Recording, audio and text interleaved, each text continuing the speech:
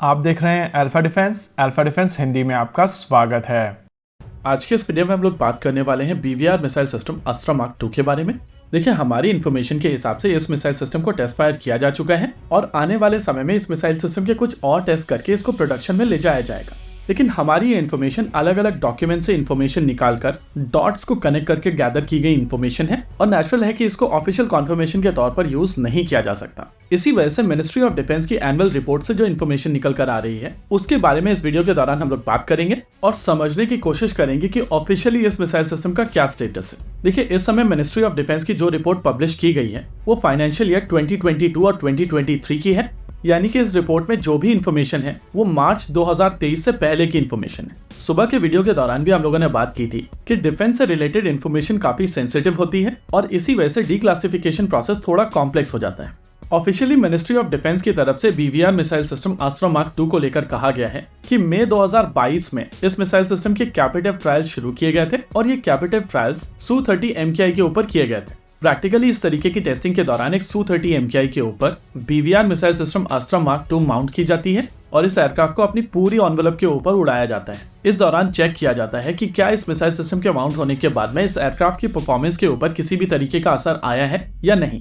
इस तरीके की टेस्टिंग के बाद में मिसाइल सिस्टम की सेपरेशन टेस्टिंग की जाती है, जहां पर मिसाइल सिस्टम को फायर किए बिना लॉन्च किया जाता है। हालांकि यहाँ पर यह समझना जरूरी है कि मई 2022 के जो टेस्ट किए गए थे वहां पर मिसाइल सिस्टम में एक रेल लॉन्चर का प्रयोग किया गया था और यहाँ पर हम लोग आपको बता देते हैं कि बाद में ये डिसाइड किया गया था कि इस मिसाइल सिस्टम के लिए एक यूनिवर्सल लॉन्चर बनाया जाएगा और हमारी इन्फॉर्मेशन के हिसाब से ये यूनिवर्सल लॉन्चर ऑलरेडी बना लिया गया है। साथ ही इस लॉन्चर के साथ में अस्त्रा मार्क 2 की टेस्टिंग की जा चुकी है। हालांकि जैसा कि हम लोगों ने कहा है कि हमारे पास में कोई ऑफिशियल कॉन्फर्मेशन नहीं है और एमओडी की रिपोर्ट के हिसाब से ऑफिशियल कॉन्फर्मेशन केवल इतनी है कि इसके कैपेटिव ट्रायल्स कंप्लीट किए गए।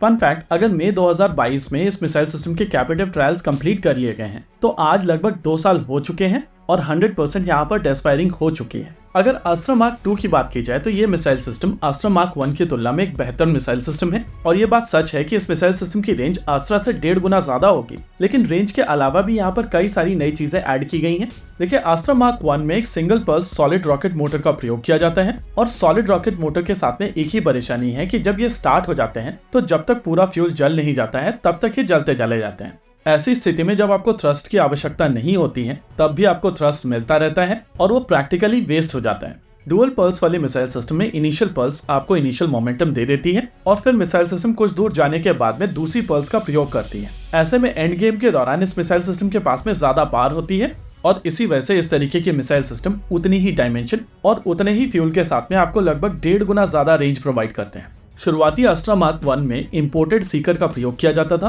लेकिन अब अस्त्रा मार्क 1 में ही एसा सीकर का प्रयोग किया जाता है और वही सीकर अस्त्रा मार्क 2 में भी यूज किया जाएगा। लेकिन अस्त्रा मार्क 2 में डुअल पल्स के साथ साथ जो सबसे बड़ा चेंज होगा वो होगा प्रॉक्सिमिटी फ्यूज का। अस्त्रा मार्क 1 में रेडियो प्रॉक्सिमिटी फ्यूज का प्रयोग किया जाता है, लेकिन अस्त्रा मार्क 2 में ऑप्टिकल प्रॉक्सिमिटी फ्यूज का प्रयोग किया जाएगा और इस चेंज के चलते ये मिसाइल सिस्टम स्टेल्दी टारगेट्स के ऊपर एक बेहतर मिसाइल सिस्टम साबित होगी।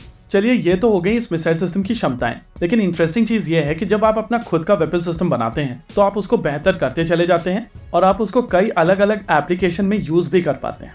बेसलाइन अस्त्रा मिसाइल सिस्टम का प्रयोग करते हुए vertical launch short range surface to air missile system बनाई जा चुकी है और क्योंकि ये दोनों मिसाइल सिस्टम अस्त्रा मार्क 1 और अस्त्रा मार्क 2 डायमेंशंस में सेम होंगी, इस वजह से अस्त्रा मार्क 2 का भी सरफेस टू एयर मिसाइल के तौर पर प्रयोग किया जा सकेगा। इसके अलावा solid fuel ducted ramjet technology से लैस अस्त्रा मार्क 3 साल 2025 तक अपनी टेस्टिंग शुरू कर देगी और वो मिसाइल सिस्टम एक सॉलिड पंच लेकर आएगी। अगले 4 से 5 साल air to air missile category में भारत के लिए बहुत क्रूशियल होने वाले हैं और अगर भारत इस मोमेंटम को मेंटेन कर पाया और जिन सिस्टम्स को यहाँ पर अभी डेवलप किया जा रहे हैं उनको सक्सेसफुली मास प्रोड्यूस कर पाया तो इस कैटेगरी में भारत जल्द ही आत्मनिर्भर हो जाएगा। इसी के साथ आज के इस वीडियो में रखते हैं केवल इतना ही।